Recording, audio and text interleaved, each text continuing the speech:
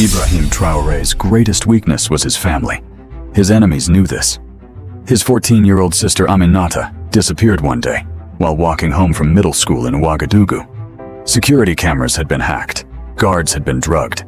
When he found her in Europe's darkest corners, he faced not just human traffickers, but the system that exploited his own country. And this time, the war would be fought not only in Burkina Faso, but on the streets of Paris. At 3:30 p.m. that afternoon, everything was normal. 14-year-old Aminata Traoré had just left Imam Malik Middle School in Ouagadougou's safest neighborhood. Under the scorching African sun, she had her school bag over her shoulder, clutching her math book tightly. "We have an exam tomorrow," she said with a smile to her friend Fatima. "My brother will help me study." As always, she would take the 15-minute walk home. Safe streets, familiar faces, the same route every day. But Aminata never made it home that evening. At 4:45 p.m., President Ibrahim Traoré's mother Mariam was calling with trembling hands. "Aminata hasn't come home yet," she said in panic. "She's always home by 4:30, and she's not answering her phone." Ibrahim Traoré was in a meeting with the defense minister at the time. When he heard the fear in his mother's voice, his heart stopped. "Call Mamadou. Emergency protocol. Now," he said, abandoning the meeting. The search operation that began at 6:00 p.m. revealed a terrifying truth. The school's security cameras had stopped working after 3:25 p.m. due to technical failure. All the cameras on Aminata's route home had also malfunctioned at the same time. "This is professional work," said Security Chief Mamadou, showing the blank footage on his tablet screen. "The system was hacked in a coordinated manner." "Where was the security team?" Traoré asked, glacial fury in his voice. "Two guards were following her from a distance. We found them both drugged. Professional job." At that moment, Traoré understood. This wasn't an ordinary kidnapping. This was a political operation organized against him. But no one yet knew how big Traoré's real plan would be. The first 3 days passed in silence. No ransom demand came. No news leaked to the media. A 14-year-old girl had seemingly vanished from the face of the earth. In the darkness of the fourth night, Traoré's private phone rang. 2:30 a.m. Number blocked. "Yes?" said Traoré with sleepless eyes. "Hello, Ibrahim," said a cold voice. He was speaking French. "Having sleepless nights?" Traoré's entire body tensed. "Who are you?" "I'm not important. What's important is your sister staying alive." "What do you want?" "Very simple. Reverse the gold mine nationalization decree you signed last month. Cancel the uranium deal with China. And stop your revolutionary games with Africa's resources." Cracking sounds came from Traoré's fingers. "What if I refuse?" "Then your sister will be very successful in her new job in Amsterdam. 14 years old, very sought-after profile." The voice was so cold-blooded that Traoré's blood froze.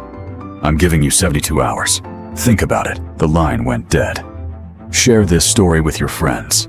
This is a truth every parent needs to know. Everyone should know these people."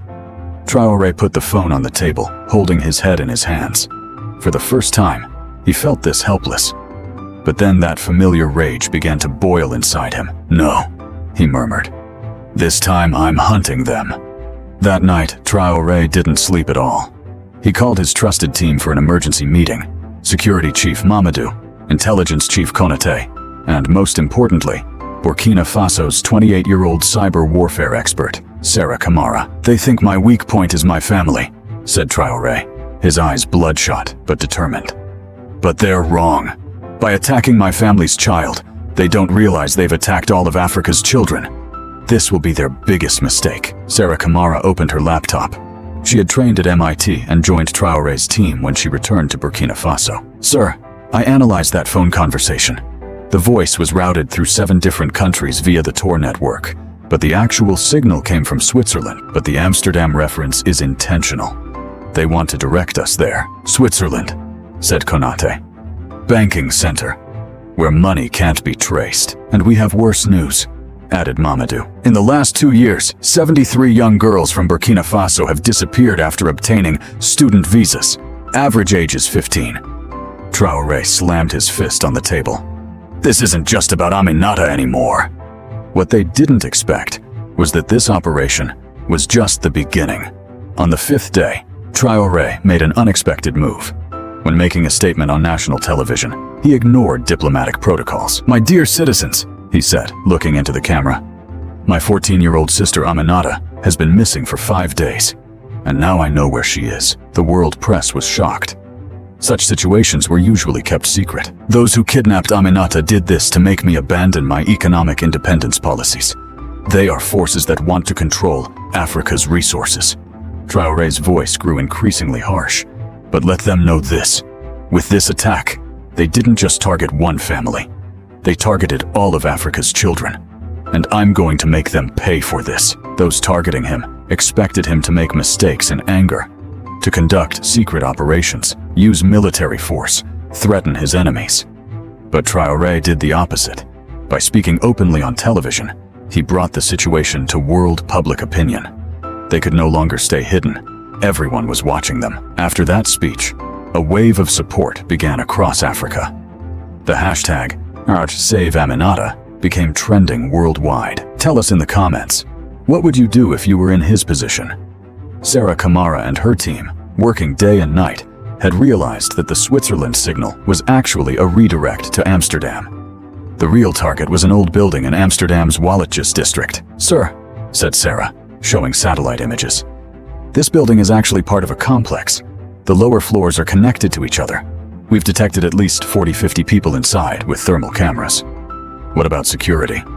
"Professional. But we have an advantage.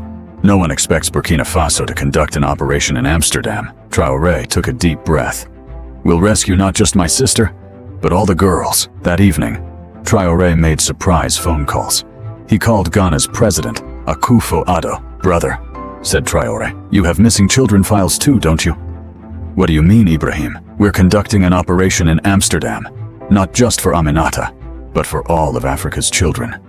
Akufo-Addo thought in silence. "What can I do?" "6 men from your special forces. Covert support." "Okay." He had the same conversation with the leaders of Mali and Senegal. No one refused, because this was no longer just Burkina Faso's problem. What they would learn in 48 hours would shock everyone. The Amsterdam operation began on the 6th night. But this wasn't like Hollywood movies. This was a carefully planned intelligence operation. 18 Special Forces soldiers from 4 different African countries had come to Amsterdam as tourists. Sarah Kamara's cyber team had disabled the building's security system. The operation began at 3:00 a.m. "Alpha team, rear entrance secure. Bravo team, side clear. Charlie team, main target in sight."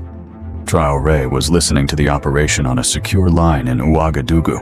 His heart was beating wildly. "Entering target building. Silence. 5 minutes. Alpha team to center. First floor cleared. 12 girls found. Bravo team to center. 8 more girls in the basement. Charlie team. Aminata found. Healthy." Tears flowed from Traoré's eyes. But the operation wasn't over yet. "Center to all teams. Found low-level operators and local crime organization members. But Sarah's financial traces show much bigger names." When the world woke up that morning, everything had changed. 47 young girls had been rescued in Amsterdam. 23 human traffickers had been captured. And the documents Sarah Kamara had obtained revealed the real forces behind the operation. Don't forget to subscribe. Traoré met Aminata at the airport. The 14-year-old girl was sobbing in her brother's arms. "I was scared, big brother," Aminata whispered. "But I knew you would come. I will never leave you alone again," said Traoré. But this wasn't just a personal reunion.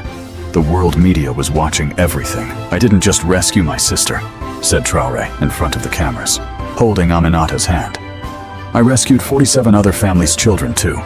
And I showed the world that those who touch Africa's children will be held accountable." He showed the documents in his hand. "The documents we obtained in this operation reveal how the system works.